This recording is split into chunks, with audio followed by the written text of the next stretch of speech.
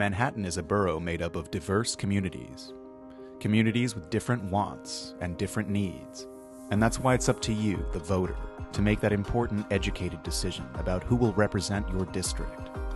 Listen to the views from prospective candidates and incumbents, and decide who gets your vote for the race to represent.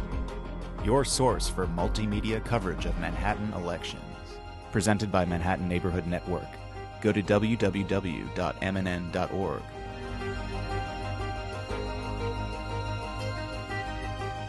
The League of Women Voters of the City of New York and the Manhattan Neighborhood Network are pleased to bring you a debate between the candidates running for City Council District 4. The winner in the general election on November 5th will take office in January 2014. I'm Tiana Leonard. I'm a member of the League of Women Voters of the City of New York. The candidates are seated in the order of their closing statements, and we'll have several rounds of questions. We'll start with 1-minute responses and maybe 30-second rebuttals at my discretion. Starting from my left, let me introduce Helene Jnane, the candidate for the Republican and Libertarian Party. And on my right, Dan Garodnick, the candidate for the Democratic and Working Families. Welcome. Thank you. Thank you. Let's get started. We'll start with you, Ms. Jnane. If you are elected to represent Council District 4, what will be your first order of business? Well, first I want to say thank you to the League of Women Voters and MNN for providing voters with this access to the information they need to make an informed decision. I think that that information is really what it means to have choice. So thank you very much. And I think that my first order of business, of course, is to really get to know how the council operates. I think I need to begin to get to know my colleagues on the council this way that I can work well with them so that I can do the best for District 4 voters. I think that's very important to get along with my colleagues. Thank you. Thank you. Mr. Garodnick. Well, first of all, I also want to thank the League and MNN and Helene for this opportunity. I really appreciate it. And I am very pleased to be running for re-election to the council. And so there are a lot of projects that are currently in the works, and one of the projects that I think is critically important to deliver on for my constituents is a more stable and affordable future for Stuyvesant Town and Peter Cooper Village.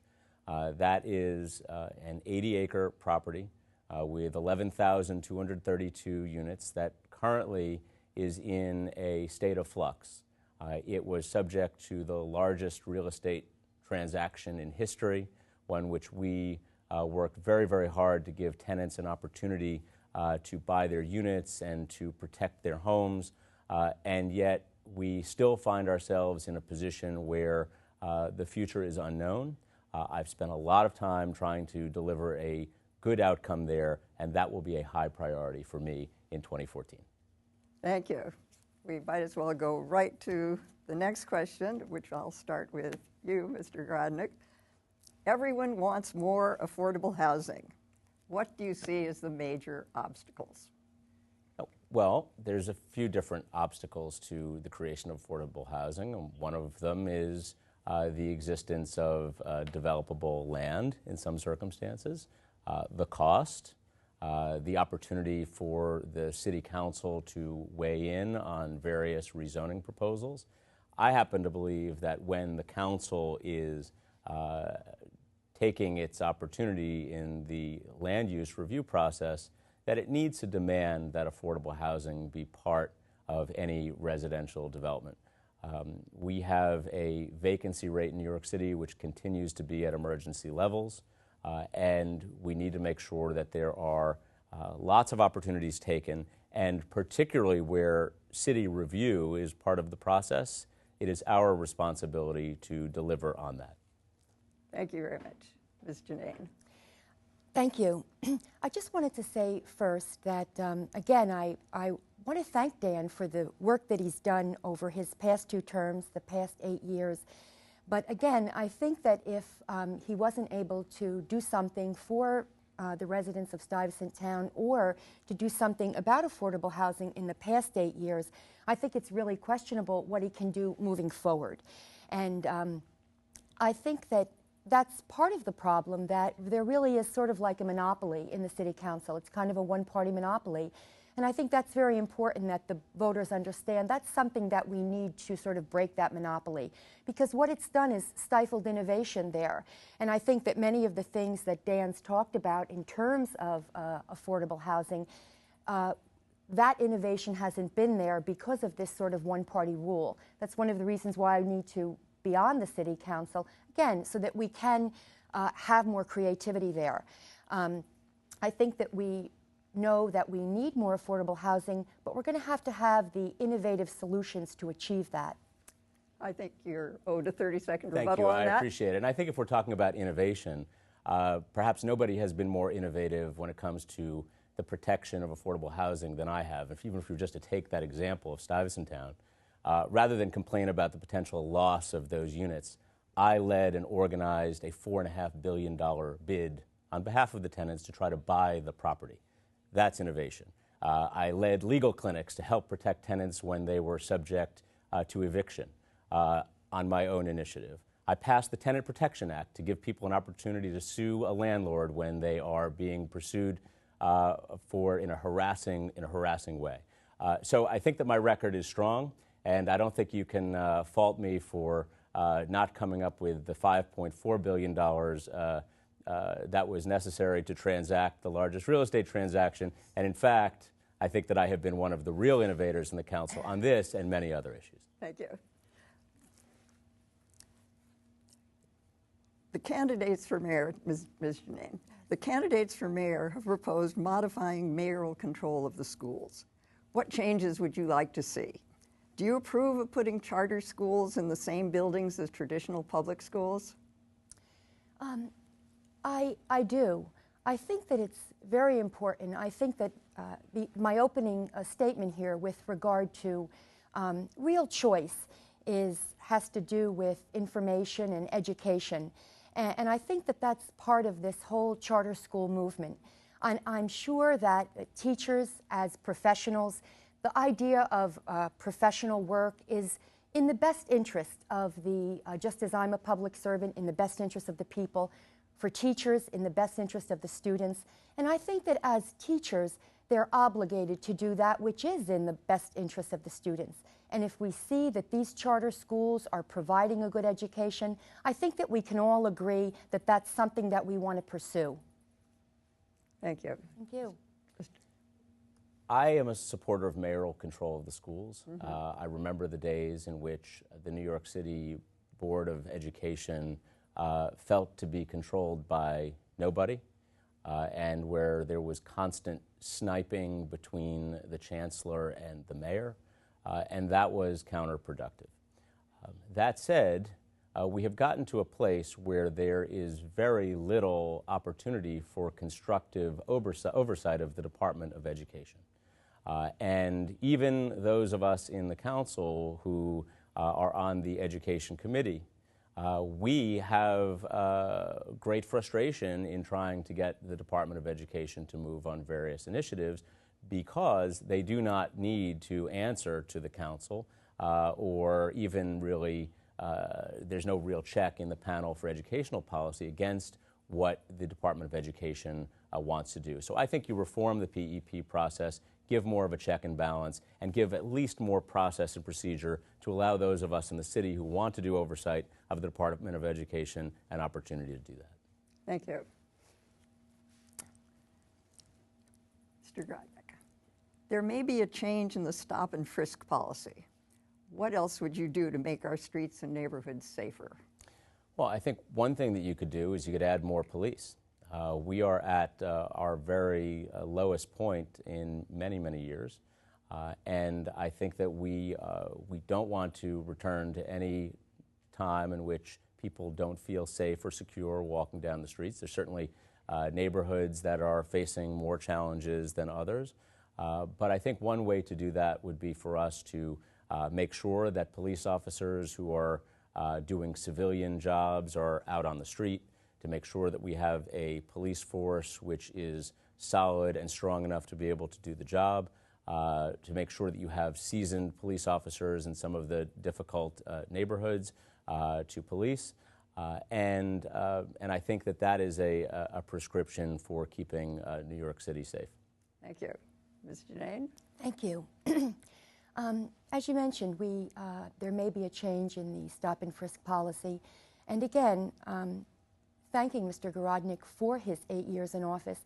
But this was an issue that had come up before, and it was really never addressed. And the failure to address this issue of stop and frisk, the concerns that communities had about this issue, this sort of created a rift between people and the police. The very police that are there to protect and serve the communities. And I think that it's this very rift that does undermine the work that the police does and undermines the safety. And I think that going forward, I myself will be very listen to the communities and understand what their relation is with officers. If we have more police, but we don't have relationships between the police or respect for the police that we need, which is something that the years of neglect may have provided, then I don't think that more officers is really going to do the trick. I think that it's a relationship between the officers and those communities, and that's something that I want to pay attention to. Thank you. May I add just a point, because I completely agree with that, and I think that the relationship that exists between officers and the communities they serve is critical, and I absolutely agree that that is one of the things that unfortunately has deteriorated over time, and something that we need to work together between the council, the new mayor, the new police commissioner to fix. But I absolutely agree that just adding police without proper training, without proper incentive to deal with community members on a very positive and constructive basis, that does not do it. So I agree. Thank you. So now it's Mr. Garodnick. With fewer federal funds and the expense of the government shutdown, in fact, it's not Mr. Garodnick, it's Ms. Jnane, sorry. With fewer federal funds and the expense of the government shutdown, how can we repair our aging infrastructure, particularly our bridges and tunnels? Safe access to Manhattan Island is necessary for the city's survival. Well, I think one important thing to say initially is that this idea that we're very concerned that this government shutdown should have such a very difficult effect on the economy, that right there is the very problem, that the government should be so big that it should have this large effect on the economy. What we're seeing in Washington is a government that's too big not to fail. And that's something we don't want to see in the city of New York. And that's an issue that's I want to make sure does not happen as I have a tenure on the city council. I think that when we talk about financing, again, this idea of breaking the monopoly in the city council, getting more diversity in there, more voices, so that we can have some innovative financing. This type of innovative financing, a joining of both the public sectors, the government, and the private sectors. And I think that this type of cooperation could provide the financing that we need for our aging infrastructure. Thank you. Thank you. So, what I would add to this question is that it is really embarrassing what's happening in Washington. A government shutdown which I lay squarely the responsibility on the right wing of the Republican Party in Congress. And I think that that's a real problem for all of us as Americans, no matter what our party affiliation. But as to your specific question about infrastructure, I think that we in New York City need to do much more to invest in our own early maintenance and repair of our various assets, whether it's our bridges or our tunnels. It's feels expensive to paint the Brooklyn Bridge, but it is much less expensive to paint the bridge and to keep it from rusting and falling into disrepair than it is to replace big chunks of it when it starts deteriorating. So I think we need to take preventative measures, and make sure we are dealing with this on the front end, because it gets much more expensive when the problems actually happen. Thank you. Do you want to respond to? Just to say one thing, I think that's, I agree with Dan. The idea is preventative measures. And again, I would think that if there were preventative measures that needed to be taken, that's something that Dan would have done in the 8 years that he's been there already. Thank you. Thank you. Mr. Garodnick, do you support a zoning change to increase the size, height, and bulk of commercial and residential buildings in Midtown? Potentially. The mayor has laid a proposal on the desk, which is currently pending before the City Council, and it is an incomplete proposal to date. It gives a considerable bump in density to a variety of commercial buildings in the area, but it does not deal with our known infrastructure needs in and around Grand Central, and we need to make sure that we front-end those infrastructure investments. We're talking about infrastructure. Everybody knows that coming in and out of Grand Central on the 4, 5, 6 is a problem. It's even dangerous. Concerned that maybe my opponent will lay the problem of that on me too. But most significantly, we all know that it's the most overcrowded train line in America, and we need to deal with that problem with or without any zoning changes. We've got issues where we need to evaluate the density. We need to make sure that energy standards are in place, deal with the specifics as to whether you're going to keep the community in this process on an ongoing basis. So there's a lot of outstanding issues, and we're going to see whether we can resolve them in the time that we have. Otherwise, we will revisit this in the next administration. Thank you. Ms. Jnane. Thank you. I appreciate Dan's prudence on this issue, because I think that's very important. As Dan said, there's infrastructure issues there that need to be addressed. My concern would be that it would be the city's responsibility to front end those when the city is already looking at having run deficits and struggling under quite an outstanding debt burden.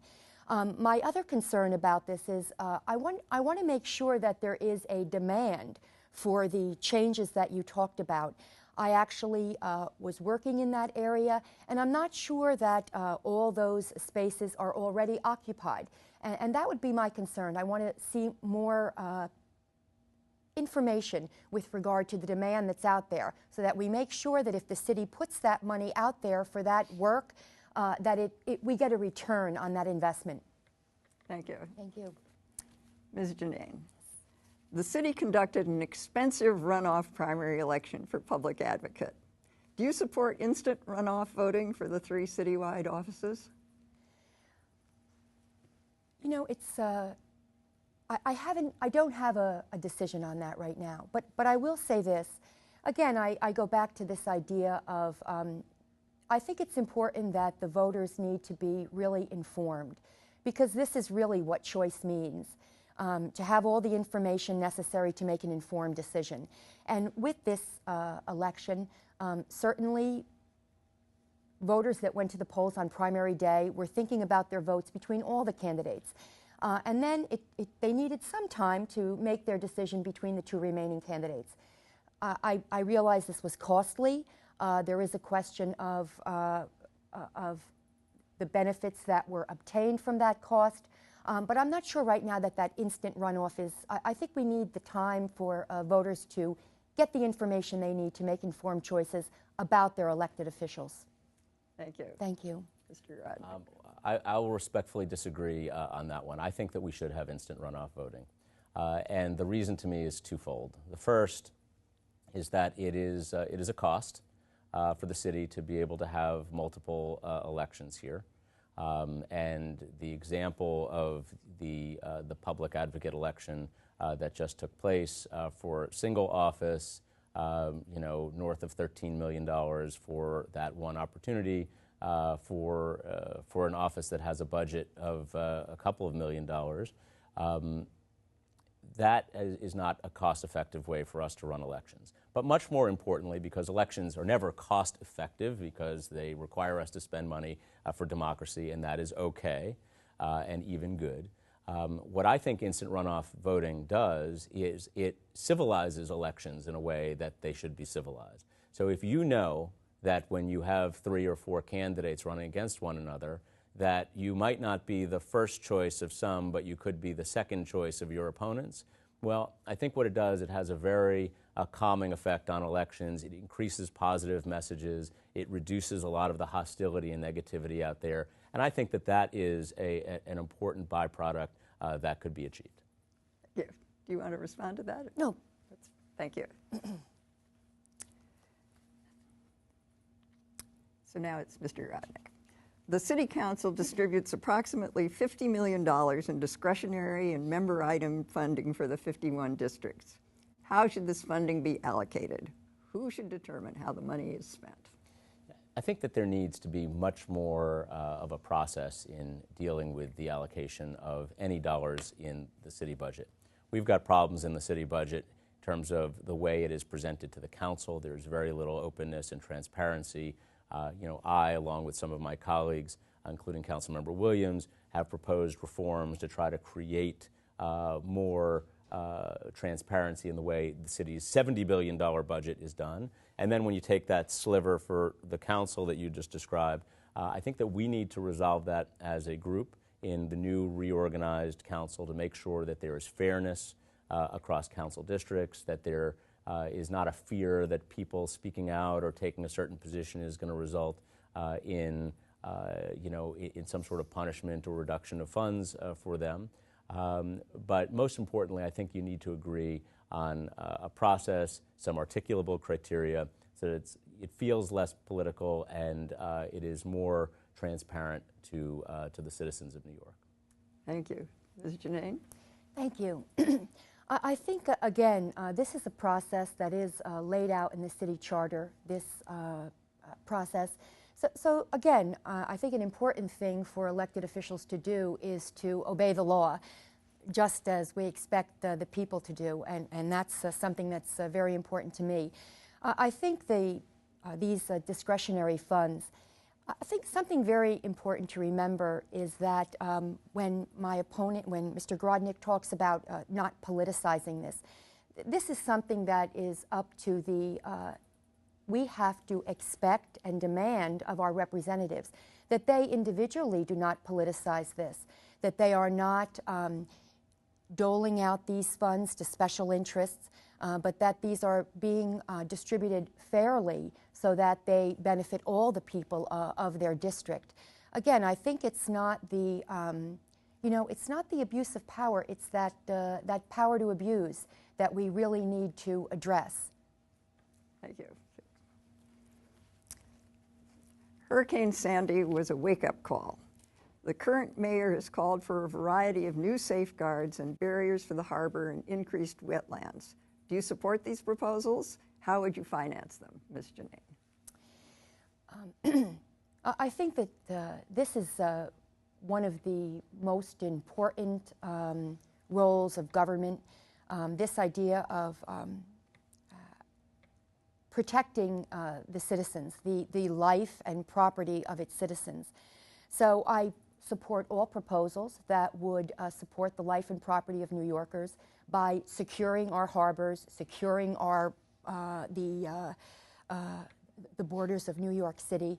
And this is a place where we really need to find the dollars to do this. It may take some creative financing, but this is something that I'm prepared to work with the next mayor and with the rest of the council in order to find the financing to make sure that these improvements are made. Again, I'm always one that believes in a cooperation between the public and private sectors in order to finance the things that we need to have to keep the persons and property of New Yorkers safe. Thank you. Yeah. Mr. Garodnick. I think there's a few different options. Obviously, the challenges that we have in New York City relative to hurricane preparedness is not a local issue. It is a national issue, and one which there certainly is federal government obligation to help us with. That said, we have the opportunity to make our own capital budget allocations on a limited basis to be able to increase our resistance to coastal flooding. There are opportunities to change our zoning code to be able to enhance development where it is done in a way which is not so susceptible to storm surge and problems when you have this sort of an event. Even the mayor's proposal to build essentially a new Battery Park City-like area in Lower Manhattan, that would inevitably be a public-private partnership where it would be financed by a private entity which would build residential housing there to accomplish that goal. That's a creative route to this outcome. But I think that we're going to need to work very hard on all different levels to be able to achieve that. Thank you. It's time for the closing statements.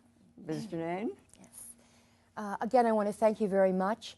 I think District 4 needs to break the monopoly in the City Council. Like monopolies in the market, this one-party system in the City Council has increased costs, and it's stifled innovation, and it's decreased and declined services. I think that we can all thank Dan for the 8 years that he's been in office, but to say enough, because we really can't afford 4 more years.